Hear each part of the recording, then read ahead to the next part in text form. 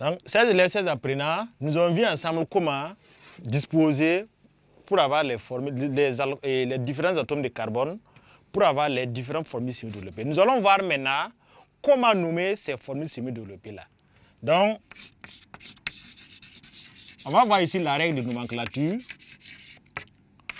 Pour la nomenclature, on dit, si vous savez nommer les alcanes, on disait tantôt, l'élève doit maîtriser ces choses que vous avez en première.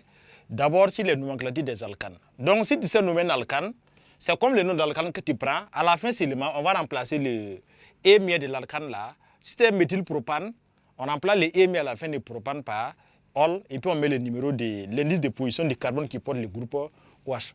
Donc, ce carbone est appelé carbone fonctionnel. Donc, ça veut dire que c'est le nom de l'alcane correspondant. Donc, l'arrêt est nom de l'alcane correspondant.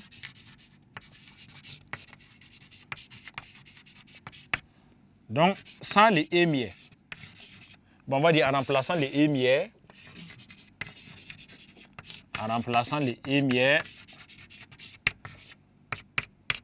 par ol. Donc, on va remplacer par ol. Et à ol, ol est précédé de l'indice de position du carbone fonctionnel. Précédé de l'indice de position du carbone fonctionnel.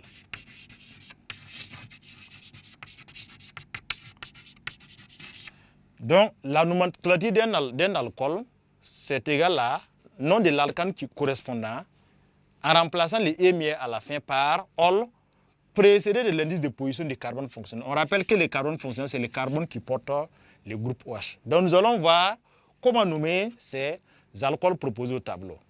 Le premier, on a 4 carbones alliés. Si c'est un alcane, on appellerait le butane. Mais ici, comme c'est un alcool, le nom sera quoi maintenant? C'est toujours butane. Maintenant, on remplace les émiers à la fin par ol. Et puis, précise le numéro de ce carbone qui sera le numéro 1. Parce qu'on va lire comme ça, de sorte que les numéros soient les plus petits possibles. Donc, son nom sera alors buta, donc 1 ol. Donc, on a remplacé les émiers et puis on a mis 1 ol. Pour le deuxième alcool que nous avons, c'est toujours 1, 2, 3, 4, toujours 4 carbones et une chaîne linéaire. Donc, ce serait toujours le butane encore. Mais la différence avec le premier, c'est que le OH là, ici, le deuxième carbone maintenant. En venant comme ça, c'est le deuxième carbone. Donc, ça devient maintenant butane. Donc, on remplace les émiers. Le OH est ici le deuxième carbone. Donc, ça va être numéro 2, ol. Troisième, si c'est un alcane, ça serait 1, 2, 3 et puis une ramification méthyle. Donc, ça, c'est la chaîne principale. Et ça, c'est le groupe alkyle ramifié. Donc, sa lettre, alors, alcane, sa lettre 2-méthylpropane. Et comme c'est un alcool, ça fera alors 2-méthylpropane. Donc, on ne met pas les émiers, on met le numéro du OH ici qui est le numéro 1, 1 ol. Donc, il est sur le premier carbone en lisant vers dans ce sens-là. Et le suivant, c'est la même chose, c'est presque la même chose que l'alcool précédent, seulement que le OH est venu sur le deuxième carbone maintenant. Donc là-bas, ça nous fait alors 2-méthylpropane, 2 ol. Donc voilà comment nommer les alcools en utilisant la règle de nomenclature que nous avons proposée ci-dessus. Nous allons maintenant poursuivre encore et puis vous montrer ce qu'on appelle classe d'alcool. Donc les alcools sont regroupés à ce qu'on appelle 3 classes. Les alcools primaires, les alcools secondaires, les alcools tertiaires. Donc classe d'alcool.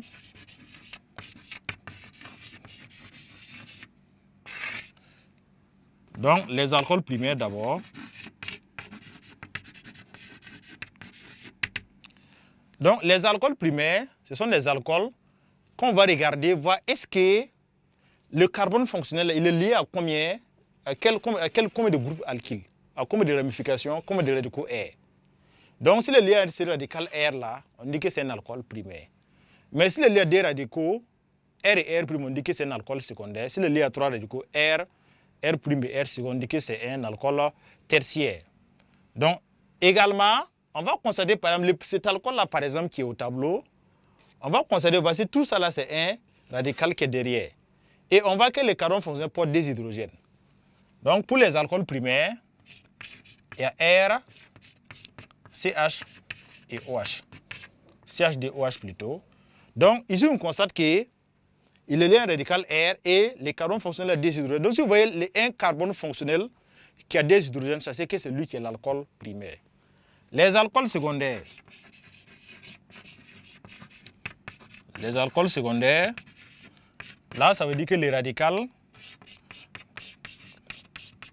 les carbones fonctionnels doivent porter des radicaux R et R'. Donc, voici les carbones fonctionnels. C'est les carbones qui portent le OH là. Vous voyez qu'il y a R et R'. Donc, lui, c'est un alcool secondaire. Et on va constater que les carbones portent en même temps un seul hydrogène. Donc, voici ce qui caractérise les alcools secondaires. Donc, c'est les carbones qui portent le OH là, portent en même temps un seul atome d'hydrogène. Enfin, les alcools tertiaires. Les alcools tertiaires.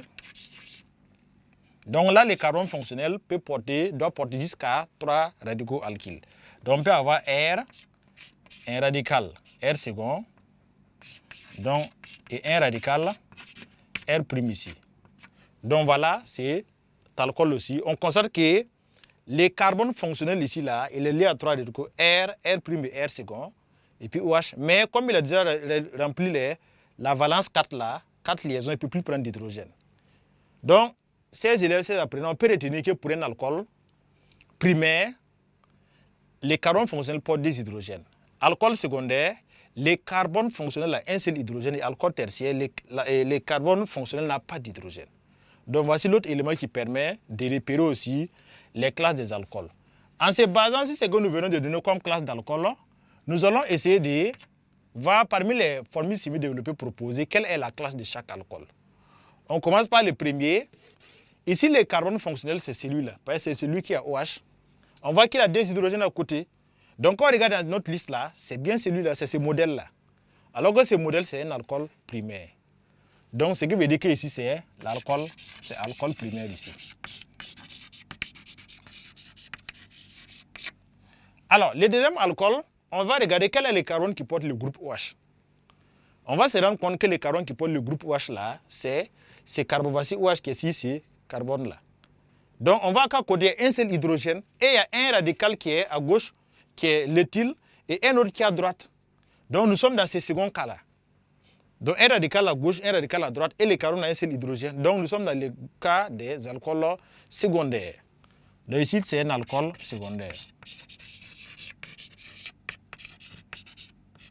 Alcool secondaire. Donc, notre troisième exemple, donc, qui est celui-là, on va le OH aussi sur un carbone qui a des hydrogènes, donc c'est évidemment un alcool primaire. Donc ici, on a affaire à un alcool primaire. Et ici, le dernier exemple, la dernière formule semi-développée, voici les carbones qui portent le OH, on voit qu'il n'a pas d'hydrogène. Et en même temps, il a un radical R ici, R', et puis R second. Donc, ça veut dire que là, ça correspond à ce troisième groupe qui est le groupe des alcools tertiaires. Donc là, on a un alcool tertiaire.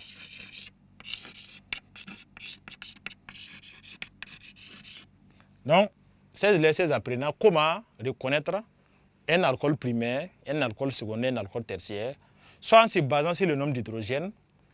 Et au niveau de l'alcool primaire, le carbone fonctionnel a 10 hydrogènes.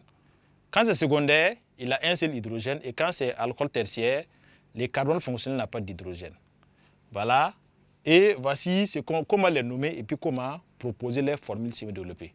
Nous allons aller parler des stéréoisoméries des alcools, voir la notion de carbone asymétrique et ainsi éventuellement d'énantiomérie en se basant toujours sur les exemples que nous avons proposés au tableau.